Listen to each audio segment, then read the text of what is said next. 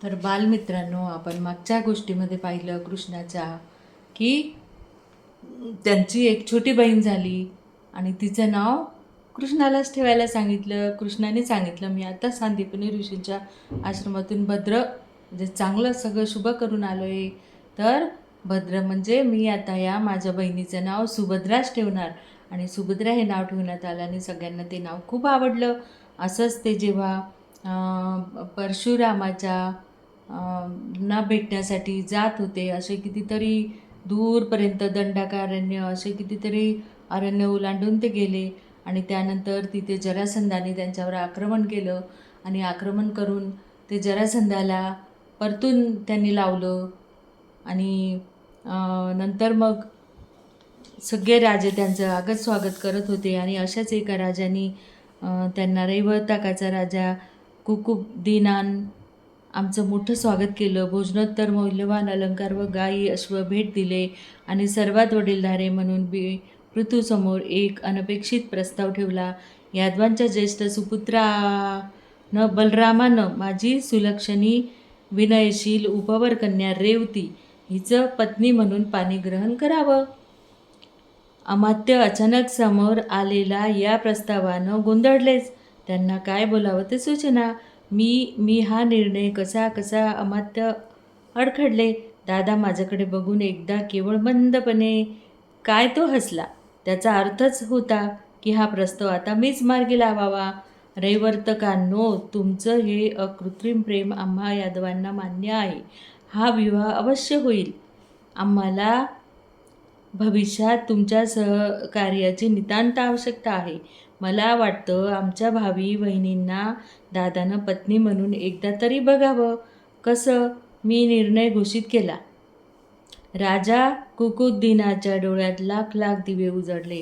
त्यांनी भराभर आज्ञा द्यायला सुरुवात केली. काही वेळातच उंची राजवस्त्र ल्यालेल्या रैवर्तक राजकन्या रेवती देवी आमच्यासमोर सभागारात एखाद्या शिल्पासारख्या अधोमुख उभ्या ठाकल्या. माझ्या उद्धवाच्या या भावी बहिणी होणार होत्या. मी त्यांना नीट निरखलं. उंचशील, सशक्त आणि त्याला शोभाव्या अशा दादासारख्याच हसतमुख व कोकमवर्णी होत्या त्या. मी आणि उद्धवानं पुढे होऊन त्यांना अपेक्षित नसलेलं वंदन करताच त्या कडबडल्या. झटकन मागे हटत म्हणाल्या, हे काय भलतंच. क्षणात त्यांची चर्या श्रीसुलभ लज्जेमुळे कशी नुसती लालेलाल झाली. रेवती वहिनी, आपलं नातं पक्कं झालं. मी नाही, दादानंच घेतलाय हा निर्णय, मी आदरानं म्हणालो. आमचा सर्व यादव गोतावळा मागे मथुरेत होता. ही अडचण सोडविताना महाराज कुकुबद्दीन म्हणाले, आम्ही रैवताकाच्या पद्धतीनं इथं नुसतं रेवतीचं स्वयंवर उरकू. तुम्ही सविद्य मंगल विवाह नंतर मथुरेत संपन्न करावा. त्यांनी प्रस्ताव ठेवला तसं स्वयंवर आवरून निवडक सखीसह रेवती वहिनींना सोबत घेऊनच आम्ही रैवतक पर्वत उतरलो. या पर्वताची वळणदार व लांबलचक आणि सिंहगर्जनांनी सतत दणाणून जाणारी उतरंड उतरताना मला सतत जाणवत राहिलं.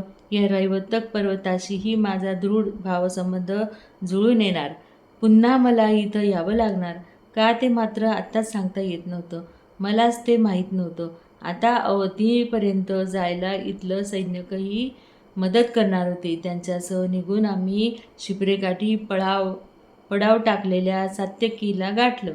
नौकातून शिप्रा पार करून दत्तासह मी, दादा, उद्धव, अंकपाद आश्रमात आलो. दत्ताला आश्रममातेच्या स्वाधीन केलं. फार वर्षाच्या वियोगानंतर त्याला मिठीत घेताना कितीतरी वेळ ती माऊली नुसतं अंगभर गदगदली. मला केव्हा एकदा सोबतचा आणलेला दुर्मिळ व सुलक्षणी शंख माझ्या आचार्यांना दाखवीन असं झालं होतं.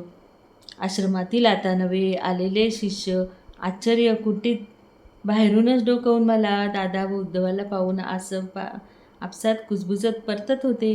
रात्री भोजनोत्तर ईशस्तवनाच्या वेळी मी माझ्या मनातील एक सल आचार्यांच्या समोर ठेवला. मागधाचं साम्राज्य बलाढ्य आहे. आमचं शूरसेन जनपद त्या मानानं कितीतरी छोटं नगण्य आहे. कंसाच्या वधानं दुखावलेला त्याचा सासरा जरासंध मथुराकरांना सुखाची निंद्रा काही घेऊ देत नाही. आजपर्यंत त्याची 15-16 अशस्त्र आक्रमणं परतविलीत आम्ही. आपण यातून काही तरी मार्ग सांगाल काय? असा कृष्णाने सांदीपनी ऋषींना प्रश्न टाकला. माझा प्रश्न ऐकून ते हसले. अगदी लहान मुलासारखे म्हणाले, नुकतंच सागर दर्शन करून आला आहेस तू श्रीकृष्णा. तुला नाही वाटत त्याच्या सहवासात राहावं असं? ते असो, तू श्वेतसागराहून आणलेला तो सुलक्षणी शंख नाही दाखवणार काय मला? त्यांनी जाणीवपूर्वक माझा प्रश्न व विषय कुठंतरीच वळविला व नुसतंच हसले. मीही ते जाणून तसाच हसलो. कंठीच्या निळ्या शेल्यात करकचून बांधलेला तो झळझळीत सुलक्षणी शंख हलकेच गाठ सोडून मी एकदा मस्तकाला लावला. मग आचार्यांनी च्या चरणाजवळ अलगद ठेवला. आश्रममाता पहाटवेळी प्राजक्तासारखी दडलेले दहीवर भरलं फूल जेवढ्या अलवार हाताने उचलेल तसाच उचलला तो शंख आचार्यांनी. त्यांच्या नुसत्या स्पर्शाबरोबर त्यांचे डोळे आपोआप हळूहळू मिटले. आपल्या नादमधुर आवाजात ते म्हणाले, श्रीकृष्णा, तुझ्या कंठातील वैजंती मालेला शोभेल असंच हे दुसरं अमोल रत्न आहे. पांचजन्य या सार्थ नामाभिधानानं ते विख्यात होऊन तू गुरुदक्षिणा पूर्ण केलीस. तुला मी आज एक अशीच अमोल भेट देणार आहे. तुला धनुर्वेद शिकविला आहेच, त्याची कीर्ती वाढविणारी ठरेल ही भेट. तेही एक रत्नच मानावंस तू. त्यांनी कुंटीच्या आतल्या कक्षात उभ्या असलेल्या आश्रममातेकडे नुसतं पाहिलं. मधुमालतीच्या सुंदर पुष्पमालांनी मंडित असं बागदार धनुष्य आणि बाण भरला भाता दत्ताच्या साहाय्यानं त्या माऊलीनं तोलून आचार्यासमोर आणला. तत्परतेनं पुढे होत आचार्यांनी धनु पेलून धरलं. त्या वळणदार धनुष्याच्या प्रत्यंचाचा क्षणात एक भरीव टणकार उठविला. धेनू पेललेले आचार्य हे दृश्य एरवी दुर्मिळच होतं. आचार्य काहीतरी अस्पष्ट पुटपुटले. ते म्हणाले, ही माझी तुला भेट. अजितजय नाव आहे या गुणवंत धनुष्यानं. उठून मस्तकी लावत आचार्यांचा प्रसाद म्हणून ती भेट मी नम्रपणे स्वीकारली. अजितजयाच्या बळकट प्रत्यंचेचा कणीदार टणकार मीही उठवून पाहिला. कितीतरी वेळ त्याचा प्रभावी नाद कुंटीभर भरून घुमतच राहिला. थोडा वेळ खांद्यावर मी ती अपूर्व भेट वागविली. मग तिच्याकडे निमिष नेत्रांनी बघणाऱ्या बलरामदादाच्या हातात मी ते यशवंत धनुष्य दिलं. त्यानंही ते खांद्यावर तोलून पेलून बघितलं. उद्धवानं एव्हाना भातातले बाण निरखले होते. या आनंदाच्या क्षणी एखादा सुंदर पक्षी सरोवरावर उतरावा तसा मजेदार विचार माझ्या मनात सरसरून उतरला. आचार्यांकडे एकटक बघत मी विनवणी केली, गुरुदेव, केवळ एकदाच आपण हा शंख फुंकावा. आमच्या समक्ष असुराच्या सहवासात राहून त्याच्या पावित्र्याला आलेला अमंगलाचा दोष सदैवचा निवारावा, सर्वांगी पावन करावा या पांचजन्याला. आचार्य निरागस हसले. व्याघ्र चर्मावरचा पांचजन्य आपल्या निमुळत्या बोटाच्या उंजळीत घेत उठले. पर्णकुटीच्या छताकडे मान उंचावून आमच्या पूजनीय आचार्य सांदीपनींनी मिट्ट्या डोळी हातचा दिव्य पांचजन्य शंख धमन्या फुगवीत उंच स्वरात आवेगानं फुंकला. असा उंच स्वरात त्यांची गौरवर्णी चर्या क्षणात कशी लालावून आली. मी बघतच राहिलो. मला निर्णय घेता येईना. आचार्यांनी भरगच्च दाढी अधिक शुभ्र होती. त्याचे लहान बालकासारखे हसणारे दात अधिक शुभ्र होते की त्यांनी ओंजळीत धरलेल्या पांचजन्य शंख अधिक शुभ्र होता की रोमांच अंगी उठणारा तो अलौकिक शंखध्वनी अधिक शुभ्र धवल होता.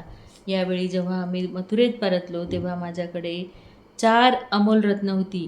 एक वैजंतीमाला, दुसरी पांचजन्य, तिसरी अजितजय धनुष्य आणि चौथी म्हणजे आमच्या रेवती वहिनी. तर अशा हे 4 रत्न घेऊन आलेले भगवान श्रीकृष्ण. मथुरेला. तर आपण याच्या पुढची गोष्ट पुढे ऐकू, कारण हे संपूर्ण श्रीकृष्ण भगवंत आपल्याशी बोलत आहेत अशी ही गोष्ट आहे. तर हे आपण त्यांच्याच मुखाने ऐकली पाहिजे, कारण त्यांच्या मुखाने ते खूप छान वाटते, जसे आपले श्रीकृष्ण भगवंत आपल्याशी बोलत आहेत अशी ही गोष्ट आहे.